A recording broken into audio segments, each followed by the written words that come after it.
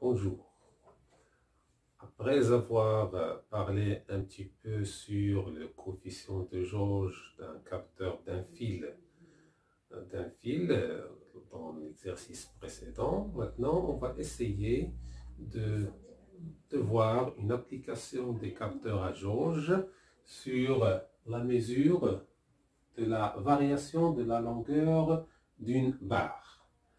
Évidemment, le capteur à jauge, il est constitué dans sa fonction, il se base sur la variation de sa résistance. Alors le capteur à jauge, il est constitué, comme on le voit ici, de n brins longitudinales et de longueur, chaque brin possède une longueur L et il a une résistance au repos qui est égale à R.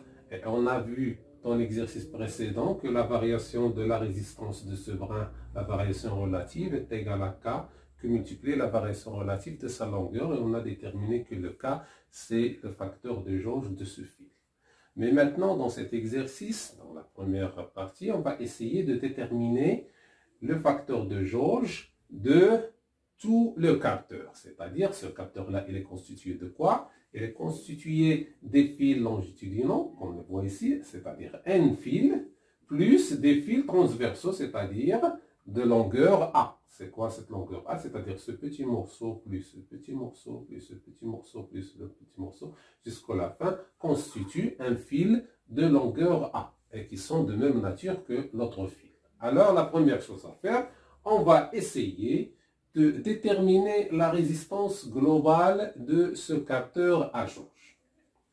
Évidemment, ce capteur à jauge, d'abord les caractéristiques, c'est un fil de section S est égal à 10 à la puissance moins 2 mm et la résistance d'un fil de longueur L est égale à 10 ohms. Ce capteur à jauge, c'est un capteur qui est constitué, c'est-à-dire qu'il possède une forme carrée. La longueur de A, c'est 3 mm et la longueur de L, c'est 3 mm. Alors le A est égal à 3 et le L est égal à 3. Maintenant, on va essayer de déterminer ce qu'on appelle la résistance globale, la résistance J de ce capteur à jauge. À quoi est égale cette résistance? Est égale à la résistance des fils longitudinaux, qu'on a ici, plus la résistance des fils transversaux, c'est-à-dire les fils qui sont constitués de longueur A. Alors, combien de fils longitudinaux on a? On a un fil. Et chaque fil a une résistance R. Dans ce cas, R de L, longitudinal, est égal à N fois R. Tandis que les fils transversaux, leur résistance est égale à A sur L fois R. Comment on a fait ça? On a évidemment la longueur des fils transversaux, est égal à A, et on a un fil de longueur L a une résistance R, et un fil de longueur A a une résistance R de T, et on a fait la règle de 3, et comme ça, R de T est égal à A sur L fois R. Et finalement, la résistance globale de ce capteur est égale à N plus A sur L fois R. Donc ça, c'est la résistance globale de ce capteur à jauge. Qui est égale, évidemment, on a dit qui est égale à la résistance des fils longitudinaux plus la résistance des fils transversaux. Maintenant, on va passer à autre chose. On va essayer de voir une application des capteurs à jauge dans la mesure de la variation des longueurs d'une barre. Alors ici, qu'est-ce qu'on a? On a une barre en aluminium. Cette barre d'aluminium a un coefficient de Poisson qui est égal à 0,35. On lui a appliqué une force d'étirement, c'est-à-dire on va essayer d'appliquer une force d'étirement F, et sa longueur va changer elle va passer de L jusqu'à L plus delta L. Nous, qu'est-ce qu'on va essayer de mesurer? On va essayer de trouver à quoi est égale la variation delta L de cette barre sous l'effet de cette force F. Pour ce faire, qu'est-ce qu'on a utilisé? On va utiliser un capteur à jauge. Qu'est-ce qu'on a dit? Toujours le capteur à jauge, lorsqu'on veut l'appliquer, il faut le coller sur le corps qui va subir l'action. Alors, on va prendre ce capteur à jauge et on va le coller sur la barre. Pourquoi on va le coller sur la barre? Parce que la barre, lorsqu'elle va subir une variation en longueur, on va avoir la variation de la longueur de la barre sera la même, la variation relative sera la même que la variation relative de la longueur du capteur. Et comme ça, on va essayer maintenant de déterminer d'abord, parce que dans le dernier exercice, qu'est-ce qu'on a fait? On a déterminé le cas seulement pour un fil. Maintenant, on va essayer de déterminer le cas pour tout le capteur à jauge. C'est-à-dire, pour déterminer le cas, on va essayer de chercher la variation relative de J par rapport à R de J, qui va être égale à K de J, que multiplie delta de L sur L. Donc, ça, c'est ce qu'on va essayer de trouver. Et on va essayer de trouver delta de J. Or, delta de L sur L, c'est quoi? Ce n'est que delta de grand L sur L parce qu'on a collé le corps sur la barre, le capteur sur la barre, et on va avoir le delta de R de J sur R de J sera égal au coefficient de jauge de tout le capteur que multiplie delta de L sur L. Et nous, qu'est-ce qu'on va essayer maintenant de chercher? On va essayer de chercher ces expressions et ces expressions pour trouver le delta de L, parce que le L, elle est déjà connue, la valeur de longueur initiale de la barre avant l'application de la force.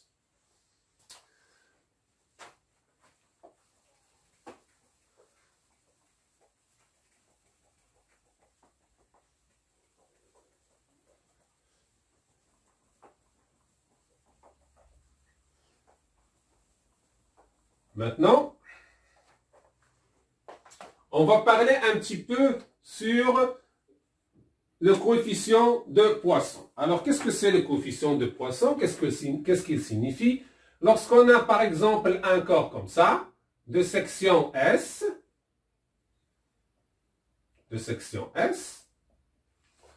lorsque ce corps-là est soumis à des forces, elle va changer, elle possède une longueur L, elle va changer de longueur, mais elle va changer aussi de section. Parce que lorsqu'on essaie d'étirer un corps, on voit très bien qu'il devient un peu mince, c'est-à-dire la section a changé.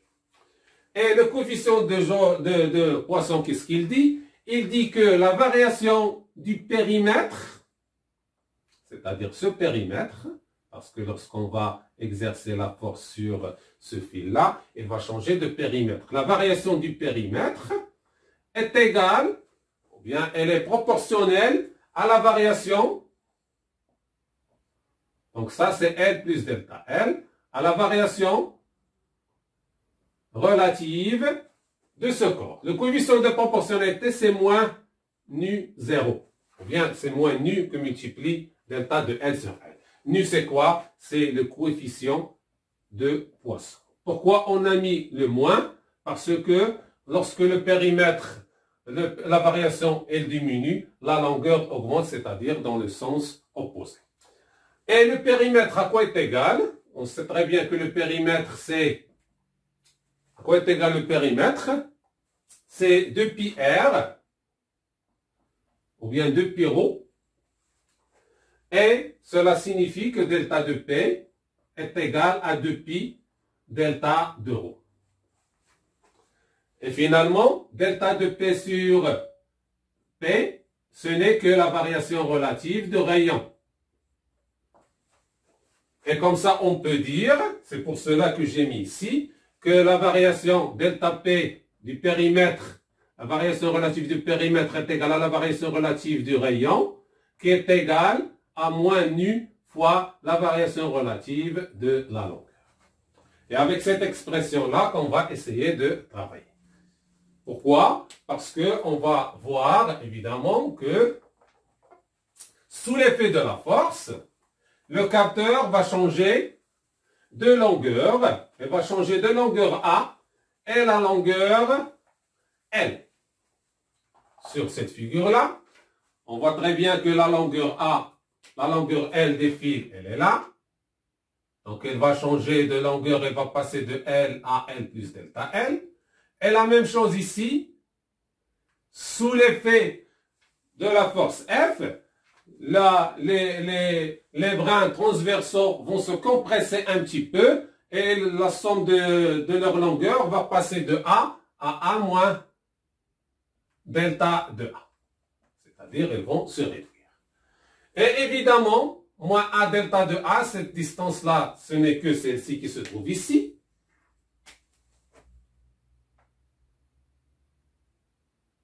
Et cet arc-là, à quoi est égal?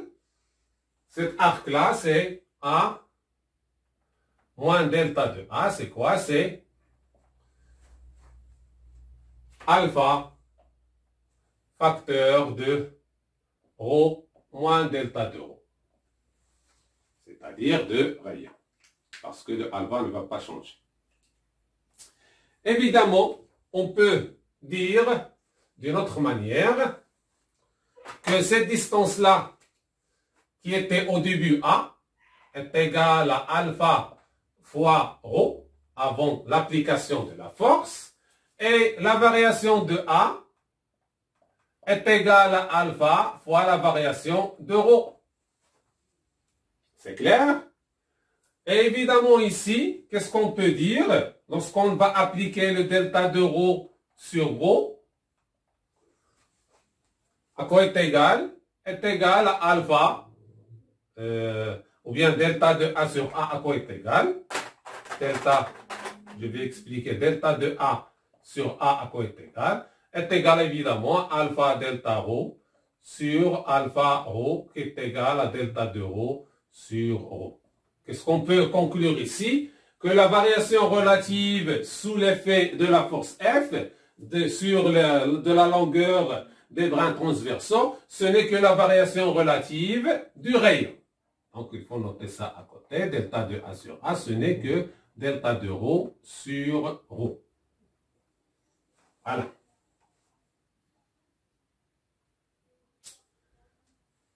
Donc ça, on l'a démontré. Maintenant, qu'est-ce qu'il nous reste à faire?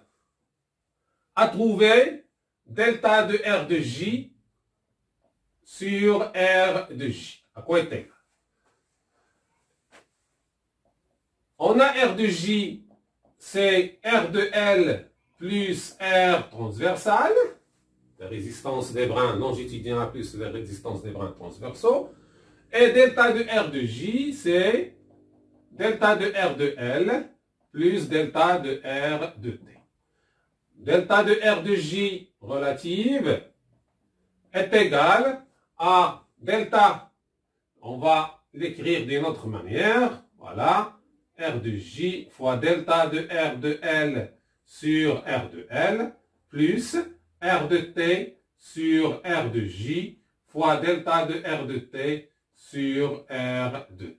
Qu'est-ce qu'on a fait seulement? On a multiplié R de L et R de L et R de T, R de T. Pourquoi? C'est pour faire apparaître les variations, ce qu'on a ici, et les remplacer par les calculs qu'on a déjà fait. Alors, qu'est-ce qu'on a fait dans l'exercice précédent? On a dit que delta, il faut calculer d'abord ça. Delta de R de L sur R de L, à quoi est égal?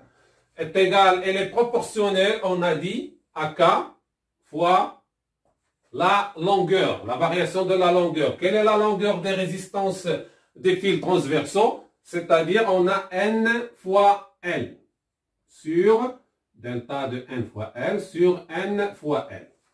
Et finalement, celle-ci, à quoi est égale à K fois delta de L sur L. On va simplifier. Les N vont sauter. Qu'est-ce qu'il reste? Delta de R de L sur R de L, ce n'est que K delta de L sur R de L. Or, delta de la résistance, l'expression de la variation relative des résistances transversales est égale à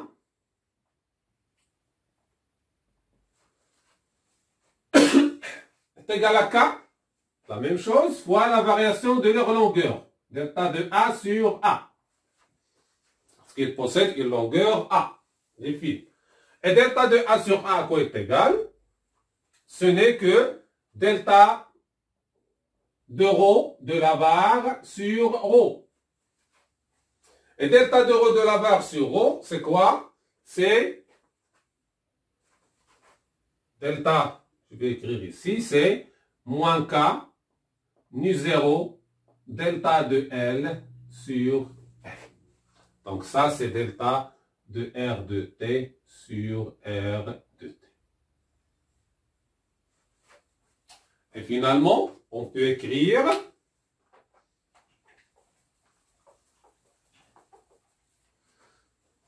delta de R de J sur R de J, à quoi est égal delta de R de J sur R de J, c'est R de L sur R de J. R de L, c'est quoi? C'est N fois R sur R de J, on l'a déjà calculé, c'est N plus A sur L fois R, que multiplie le terme qu'on a calculé, delta de R de L sur R de L, c'est K, que multiplie delta de L sur L, plus R de T.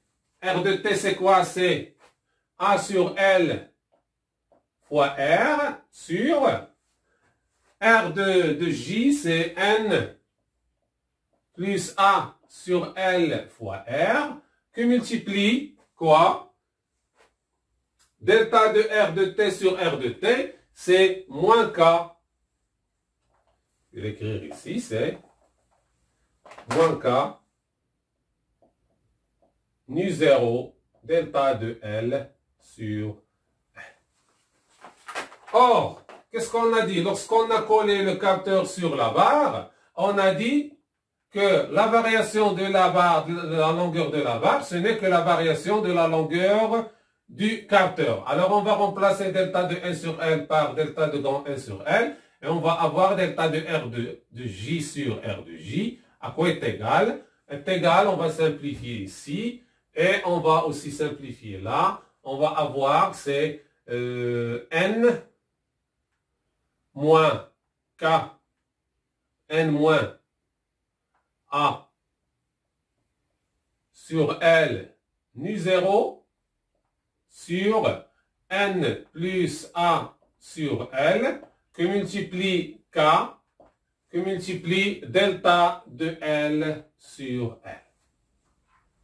Qu'est-ce qu'on a fait? Seulement, on a remplacé delta de L sur L ici. On a factorisé par K delta de L sur L. Qu'est-ce qu'on a factorisé? On a le même dénominateur. Ah, ça reste N moins, avec ce moins, A sur L fois nu 0 en haut. Et comme ça, on a trouvé la variation relative de la résistance du capteur à jauge. À quoi est égal? Est égal à une constante qu'on appelle Kj, qui multiplie la variation de la longueur de la barre.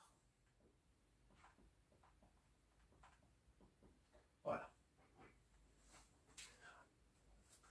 Alors, si on connaît le Kj, c'est évidemment, ça c'est donné par le constructeur du capteur, il vous donne le nombre de brins, il vous donne la longueur, la longueur des fils transversaux. Vous connaissez le coefficient à jauge ou le coefficient de Poisson de votre corps d'épreuve, c'est-à-dire de la barre d'aluminium, c'est nu 0. Qu'est-ce qu'il reste à faire? On a déjà calculé le cas d'un brin, il est donné par le constructeur aussi. Qu'est-ce qu'il nous reste? Dans ce cas, on connaît le Kj, on remplace tout, on connaît le Kj. Et qu'est-ce qu'on connaît au repos? Le R de J au repos, à quoi est égal? On a dit, c'est égal à N plus A sur L fois R, Ou bien, qu'est-ce qu'on va faire? C'est très simple. On vient ici et on branche un ohmmètre.